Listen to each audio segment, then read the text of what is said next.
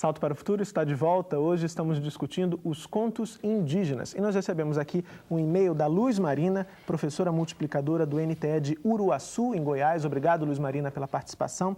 Ela quer saber, ela diz, Gilmar, que em várias escolas ainda perpetua aquela antiga comemoração ao Dia do Índio, em 19 de abril, com teatros e algumas danças. O respeito, o legado, a humildade, a compreensão da profundidade da tradição oral ainda não é reconhecida e aproveitada. E aí, Luz Marina quer saber como despertar essa compreensão nos professores. Pois é o dia que as galinhas sofrem mais no Brasil, né? Que todo mundo tira a pena de galinha para botar nas crianças, né? Enfim, lamentavelmente é isso que se pensa em Dia do Índio. Tem razão, tem sido uma luta de muitas entidades, organizações, igrejas, trabalhar uma inversão, uma mudança nessa perspectiva, usando a chamada Semana do Índio como um momento de tomada de consciência da situação das comunidades indígenas. Então, se você tem perto da sua região uma comunidade indígena, ou você está num estado em que tem comunidades indígenas, a questão é mobilizar os professores para dizer, bom, vamos ver a realidade dessas comunidades. São comunidades vizinhas nossas ou próximas da gente, vamos vê-las na sua situação real. Há livros também que tentam mostrar isso, a realidade das comunidades indígenas, sem ser só informação estatística, mas mostrar de uma maneira até, às vezes, para as crianças. Eu me lembro agora aqui de um livro do Daniel Munduruku, por exemplo, acho que chama Histórias de Índio, e lá dentro, uma das partes do livro é uma narrativa sobre um dia a dia, o cotidiano de uma criança na aldeia. Coisa real de uma aldeia indígena, como é que vive hoje e tal. Mas as situações reais. Eu me lembro de um colega que fez um trabalho há muitos anos, chamando representante de uma comunidade indígena próxima, 50 quilômetros ali, enfim, da cidade, na Semana do Índio, conversou com os professores, eles aceitaram e ele fez... Esse líder indígena falou primeiro para os professores, na verdade falou para os professores indígenas, olha, nós somos índios lá, vivemos nessa situação, nós temos um problema de terra para resolver, que não está demarcada, etc. E aí sim, quando chegou a Semana do Índio, pouco tempo depois, os professores tinham uma visão mais real da situação dos índios e eles puderam fazer um trabalho com as crianças. E naquele caso, inclusive, foi um episódio interessante que as crianças resolveram que tinham que apoiar os índios, então, naquela demanda que eles tinham por terra, e todas mandaram cartas ao presidente da República pedindo que demarcasse a terra daqueles índios. Uma coisa muito mais real do que botar pena de galinha na cabeça. Tá certo. 0800 216689, você liga e participa do Salto para o Futuro, como fez agora a Maria José do Maranhão. Tudo bom, Maria José? Tudo bom. Sou Maria José Barreto, do Teleposto de Bacabal, Maranhão. E a pergunta é das cursistas do Teleposto da TV Escola. Como trabalhar com narrativas indígenas, valorizando sua cultura de forma prazerosa com alunos do ensino fundamental e médio? Boa noite, obrigada. Obrigado, Maria José, pela sua participação aqui no Salto para o Futuro. Então, a gente chega de novo, Algemiro, naquela discussão, né? Como é que o professor pode se estimular, pode trabalhar com essas narrativas nas suas escolas? E aí, a Maria José é mais específica, com alunos do ensino fundamental. O que você pode dizer para a Maria José? Eu penso assim, que o seguinte, né, tem que ter... Para começar a trabalhar com as crianças da escola não indígena, eu acho que, em primeiro lugar, o professor tem que estar consciente de que existe esse valor, né, valor cultural, e começa por aí, né, não, de repente, pode não valorizar aquele conto, história do índio, e querer ensinar as crianças sem valorizar. Eu acho que, em primeiro lugar, o professor tem que valorizar a cultura guarani ou indígenas, né? Valorizar a cultura indígena e dar valor para aquela história, contos que tem nas comunidades. Inclusive, tem vários indígenas, né? Que tem vários contos diferentes, tem os pataxó, tem os guarani.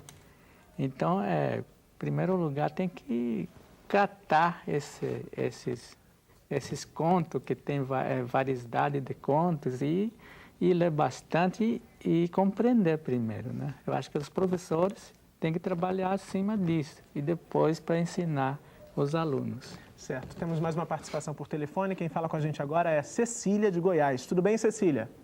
Tudo bem, Murilo? Meu nome é Cecília Maria. Eu estou falando do teleposto de Niquelândia, Goiás, do NAT. E essa pergunta é dos cursistas. É uma parte do boletim onde há um questionamento que diz assim: não há conhecimento científico entre os índios. E sabemos que o conhecimento oral que os índios possuem e que nos repassaram isso daí a cada geração faz parte desse conhecimento científico que os chamamos de literatura na nossa atualidade. E eu gostaria que vocês argumentassem para a gente entender melhor esta interrogativa. Boa noite, obrigada. Obrigado, Cecília. Muito bom ouvir vocês, Goiás, aqui no Salto para o Futuro. Participe mais vezes, viu? Então, Vilmar, ela fez aí uma referência ao seu texto. Você já queria complementar um pouco a resposta anterior? Por favor, fique à vontade. Tá, a resposta que eu queria complementar, complementando a fala do Algemiro antes, era sobre a outra professora, o uso lúdico, ela mencionou, inclusive, no fundamental. Então, eu acho que a gente viu no vídeo a professora fazendo um uso interessante, porque ela faz as crianças depois trabalharem a encenação, fazem as crianças... E um uso interessante que ela faz também ali, e é muito importante, é que ela mostra que essas histórias são vivas. Ela não conta assim, os índios falavam, ficam pensando lá. Ela está falando o seguinte, o que nós podemos pensar sobre isso hoje? E, quer dizer, as crianças veem que aquela história está viva porque fala para eles, no dia de hoje, sobre o que eles estão vivendo. Então, eu acho que é uma maneira... E só, por favor, porque tem a questão do ensino fundamental, que foi isso que ela perguntou. Então, eu acho o seguinte, que dentro dessas histórias estão contidas todas as mazelas do mundo, também são contidas dentro das histórias indígenas. Isso não é uma coisa só nossa. Então, todas as questões que levam um adolescente a se aproximar de histórias, ou seja, as questões de amor, as questões do desejo, tudo isso também estão nessas histórias indígenas. Então, há essa possibilidade também de trabalhar. E tem uma coisa que é muito legal de trabalhar com o adolescente, que é a curiosidade. O adolescente é extremamente curioso. Então, se você consegue trazer uma cultura que está tão distante dele através de uma história, desde que isso seja bem mediado, o resultado é maravilhoso. Desculpa aí. Não, imagina, foi ótimo porque você acabou respondendo o e-mail da Rose Irene Correia, a orientadora de aprendizagem do Teleposto de Paraíba do Sul, que perguntava exatamente sobre o trabalho com contos, com histórias, com jovens, com crianças e jovens nas séries finais do ensino fundamental. Retomando aqui para o Vilmar a questão do seu conhecimento, do conhecimento científico. Então, a questão que está lá no nosso texto é o seguinte: quando eu discorro sobre a riqueza cultural e sobre a riqueza de informação, de conhecimentos, eu citei aqui agora há pouco, de novo, a história do milho, mas há muitos, eu cito outras informações no texto, e a gente fala do conhecimento, por exemplo, da medicinal, etc., eu digo que isso nos faz questionar uma coisa que as pessoas costumeiramente não pensam. Será que não há conhecimento científico entre os índios? Na verdade, é para indicar que sim. A resposta é: conhecimento científico não é só aquilo que nós acostumamos a achar que é aquilo validado a partir do século XVI, XVII, da nossa chamada metodologia científica. Há experimentação, há práticas de pesquisa e investigação nas comunidades indígenas. Agora, se você não quiser chamar de conhecimento científico algumas dessas coisas, elas também não deixam de ser conhecimento por não ser conhecimento científico. Conhecimento científico não é a única forma de produção de conhecimento, né? Todo mundo sabe que o yoga detém, por exemplo, sintetiza o yoga, né? Sintetiza conhecimento milenar de uma cultura indiana, conhecimentos milenares. Alguém vai dizer que aquilo não é conhecimento porque não é o que nós chamamos de conhecimento científico? Não é, é conhecimento. Então, eu acho que sim, a resposta é: há conhecimento científico. A ideia é que se a gente olhar com mais atenção e se a gente olhar sem o preconceito, exatamente, a gente vai dizer, bom, será que aqui tem uma historinha ou aqui tem uma sintetização, uma maneira sintetizada e condensada de conhecimento acumulado ao longo de séculos? E está lá. Certo. Quem fala com a gente agora é a Sônia, do Tocantins. Olá, Sônia. Olá, boa noite. Sou Sônia, orientadora de aprendizagem, e falo do teleposto do Colégio Estadual Alaicena Conceição, em Figueirópolis. Parabenizamos pela série e fazemos o seguinte questionamento. Os 2 primeiros textos do boletim referentes a contos populares e contos indígenas trouxeram à tona as lendas e os mitos como transmissão da história dos povos indígenas. Como então trabalhar com os alunos esses mitos e lendas, relacionando-os às questões morais que regulam as relações entre os indivíduos? Boa noite, muito obrigada. Obrigado, Sônia, pela participação aqui no Salto para o Futuro. Então, Benita, como é que você pode responder, fazer essa relação à questão moral, aos mitos, às lendas indígenas, enfim? Eu acho que é complicado isso daí. Nós pensamos que, na hora que contamos uma história, quem tem que tirar algum ensinamento, quem tem que pensar em algum valor que está contido nessa história, é quem está ouvindo essa história. A questão da moral dentro de uma sociedade tão complexa como é a sociedade que a gente vive, como são as sociedades que nós vivemos hoje em dia, eu acho que não comportam mais uma moral, porque senão você de alguma maneira vai estar ferindo ideias e conceitos de uma outra pessoa. Penso, por exemplo, numa sala de aula em que você tem misturados meninos indígenas e meninos que não são indígenas. Eles vêm de lugares diferentes, com culturas diferentes, com pensamentos diferentes. Que histórias escolher que possam atender aos interesses dos dois? Histórias que sejam histórias boas, histórias que tenham a possibilidade de várias leituras. Porque eu acho que qualquer história que dá uma única leitura, de verdade isso não é literatura. Isso é uma autoajuda, isso é um outro tipo de forma de se comunicar, que pode ser muito interessante para muita gente. Ok, Benita, nós já estamos aqui no finalzinho do Salto para o Futuro. Eu gostaria de ouvir as considerações finais do Algemiro sobre o que nós discutimos no programa de hoje.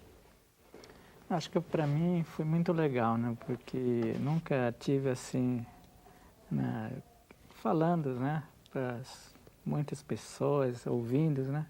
Eu acho que é muito legal isso.